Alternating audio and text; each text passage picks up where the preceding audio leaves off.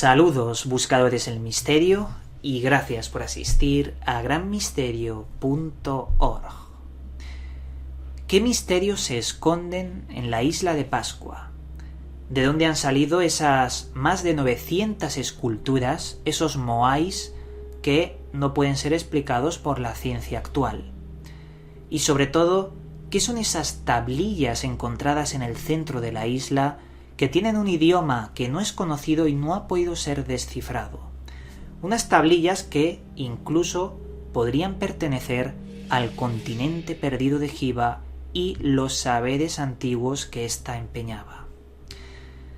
Veréis, de todos estos misterios os voy a hablar en este videoprograma y vamos a profundizar en ellos y os vais a dar cuenta de que la isla de Rapa Nui tiene tantos misterios como, por ejemplo, la Atlántida, Lemuria, Mu, Hiperbórea y todos estos continentes que podrían ser el mismo bajo nombres distintos. Antes de empezar con la isla de Pascua, os tengo que comentar su leyenda, ya que los antiguos no la llamaban isla de Pascua, la llamaban la isla de Rapa Nui. La leyenda cuenta cómo un dios vengativo, puso toda su ira devastadora en el continente perdido de Hiva. Este dios se llamaba Make Make, y lo que hizo fue sumergirla bajo las aguas.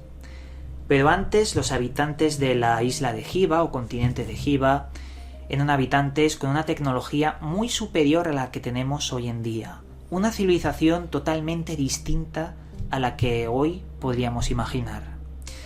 El rey de esa civilización se llamaba Otu Matua y decidió mandarles una misión a sus 7 hijos para que fueran por el mar para buscarle un sustituto a la isla de Hiva, ya que ésta iba a ser sumergida bajo las aguas por la ira de ese dios.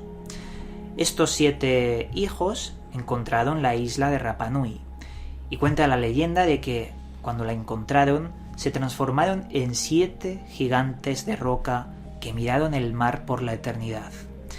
De hecho, sí que existen 7 grandes moais que están mirando hacia el mar, pero esto es una leyenda, obviamente.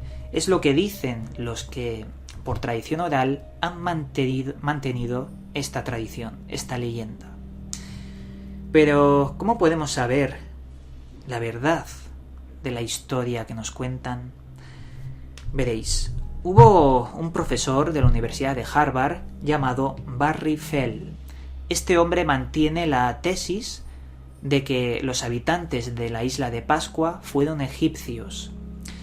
Dice que el reinado del faraón Ptolomeo III sabía que el planeta Tierra era esférico, no era plano. Este tenía el conocimiento para ello. Y por lo tanto mandó a muchas expediciones para surcar los mares y encontraron la isla de Pascua. Hubo también otro investigador, Antonio Rivera, que encontró en una de las canteras de la isla de Rapa Nui, la isla de Pascua, una cosa que le llamó la atención y se asemejaba a lo que estaba diciendo Barry Fell. Encontró que en la zona de Ranu Radaku, un volcán que hay allí, los moais tenían la perilla característica de los faraones, una perilla inconfundible. Pero bueno, eso lo podemos dejar como curiosidad y anécdota. No hay más datos de que los de la isla de Pascua fueran egipcios, al menos los antiguos. Hay otros datos que también llaman mucho la atención, como por ejemplo, en esa zona de Ranu Radaku, el volcán, allí se encontró una cantera en donde se sacaban bloques enormes para la construcción de los moais. El procedimiento era el siguiente: tallaban un bloque de roca hasta que la mitad del bloque de roca quedaba conectado con el volcán. Vamos a decir que podría parecerse a un cordón umbilical. Después cortaban ese cordón umbilical de piedra y desplazaban por el terreno irregular del volcán esos bloques ladera abajo, donde en una fosa se hacían los detalles y se construía, se cincelaba el moai. Esto es lo que es lo que se deduce mirando esa cantera.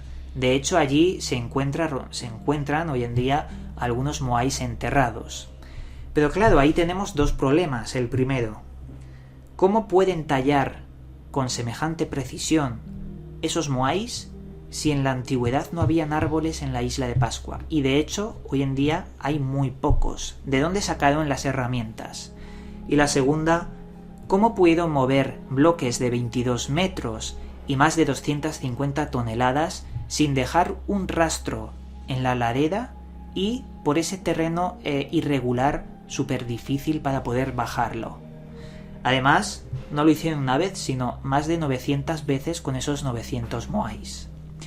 Según los Rapa Nui, los descendientes que quedan, los dioses que estaban conviviendo en la isla utilizaron el poder mental mediante el maná. El maná sería una especie de sustancia sutil, un éter invisible, que les permitiría sacar bloques de tierra, elevarlos y en el cielo transformarlos en un moai.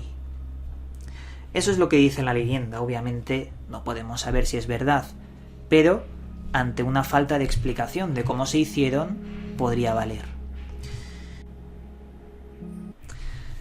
Sin embargo, hay más de 20 moais, y atención, que están cincelados, están construidos en una piedra tremendamente dura, una piedra que se llama tranquita.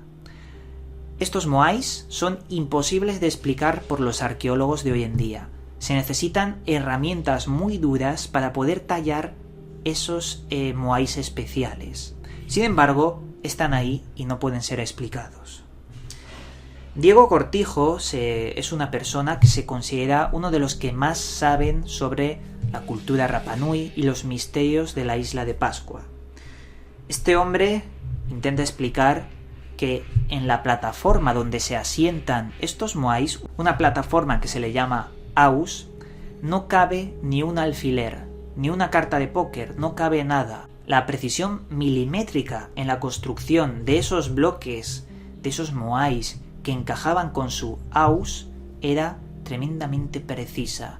Un conocimiento que iba mucho más allá de lo que se pensaba estaba presente en la antigüedad.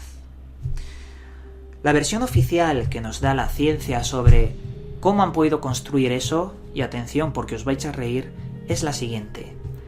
Utilizaban conocimientos para transformar la roca volcánica en líquido, y luego ese líquido lo ponían en moldes que se solidificaban y se volvían a hacer duros. Ahora bien, esta versión oficial que nos dice la ciencia, es un poco tontería, porque si eso se puede hacer, ¿por qué no lo hacemos hoy? Además, volver la roca sólida líquida es una tecnología que yo creo que hoy en día no tenemos, o es muy difícil de conseguir. Y es más, ¿de dónde han sacado los moldes para hacer esos moais? ¿Con tecnología tal vez? ¿O el molde del molde se hizo con un líquido que proviene de otro molde, de otro líquido? Es la pescadilla que se muerde la cola. Por lo tanto, esto también, la versión oficial me parece incluso más fantástica que la versión no oficial. Ahora os voy a hablar de, una característica que no se conoce mucho de la isla de Rapa Nui, de la isla de Pascua, que es su conocimiento ante las Pléyades y Orión. Veréis, hubo un investigador, Juan Antonio Belmente, astrofísico, que hizo varias entrevistas a descendientes de Rapa Nui. Estos le dijeron que conocían muy bien las estrellas que formaban las Pléyades, o incluso el cinturón de Orión. Estos Rapa Nui le llevaron a una serie de piedras en las que las hendiduras coincidían perfectamente con los astros de las Pléyades en el cielo, y también con Orión. Tenían conocimientos para poder medir las estrellas, para conocerlas. Incluso algunos moais están orientados hacia los equinoccios, están alineados hacia los equinoccios. Poseían un conocimiento también que no podemos explicar hoy en día. ¿Cómo podían medir esas estrellas? estaríamos hablando una tras otra vez de lo mismo. Muchas culturas a lo largo del tiempo sabían y conocían los astros, un conocimiento que se lo dieron los dioses, los extraterrestres. Y por último os voy a comentar la cosa menos conocida de Rapa Nui, que son unas tablillas, unas 28 tablillas que se encontraron y que fueron llamadas las tablillas Rongo Rongo, ya que el idioma que se encuentra en esas tablillas es el Rongo Rongo. Para que os hagáis una idea, son una serie de dibujos que se leen rotando la tablilla 180 grados. Luego lees la línea y otra vez se rota. Es como un mecanismo de lectura muy complejo. Estaban talladas en bloques o losas de obsidiana o incluso en grandes dientes de tiburón. Pero lo interesante es que hoy en día nadie ha podido descifrar qué es eso que decían las tablillas, qué conocimiento poseían. Y además se ha catalogado como uno de los enigmas y lenguajes más extraños de toda Oceanía. Actualmente esas 28 tablillas se encuentran distribuidas por todos los museos del mundo, principalmente en Europa. Y, como os digo, no se sabe qué dicen esas tablillas. Muchos han teorizado que en esas tablillas residen los secretos de Hiva, la tecnología que poseían para conseguir esos oparts o las construcciones de Rapa Nui, incluso las pirámides o Pumapunku. Además, hay muchas cosas que no encajan, porque en Tiahuanaco también habían moais, o algo parecido a los moais. ¿Por qué está presente esas perillas de faraones en los moais? Y dicho esto, yo creo que el misterio nuevamente está servido y lo dejo sobre la mesa para que vosotros investiguéis.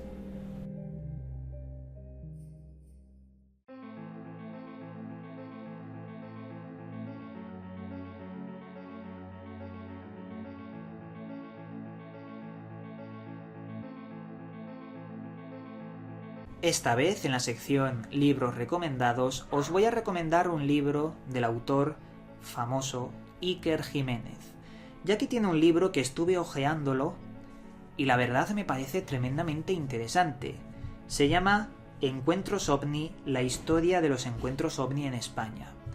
Y cada 2 o 3 páginas nos cuenta un caso OVNI que no son casi conocidos, con todo lujo de detalles y dibujos de las personas que se encontraron con esos OVNIs, y que en un grueso libro nos hablan de un montón de casos que son interesantísimos. Es un libro que no tiene desperdicio si os gusta el fenómeno OVNI, la ufología, y que tenéis que tener en la estantería si os interesa. Y dicho esto, llegamos al final de este programa. Os mandamos un cálido abrazo y nos volveremos a ver en otro vídeo.